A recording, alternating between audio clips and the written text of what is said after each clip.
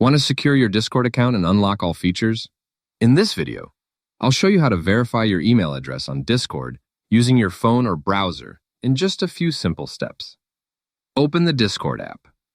Once you're logged into your account, tap on your profile icon in the bottom right corner of the screen.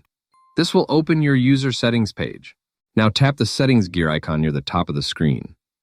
Inside the settings menu, select Account. At the top, Discord may show a message asking you to verify or add your email address. If you haven't added one yet, tap Add Email. If you already have an email connected but it's not verified, simply tap on the email option instead. Now enter the email address you want to use with your Discord account. After typing it in, tap Change Email or Continue. Discord will now ask for your account password to confirm the change. Enter your password carefully, then tap Done. After that, Discord will send a verification email to the address you entered. Now open your email inbox and look for the message from Discord.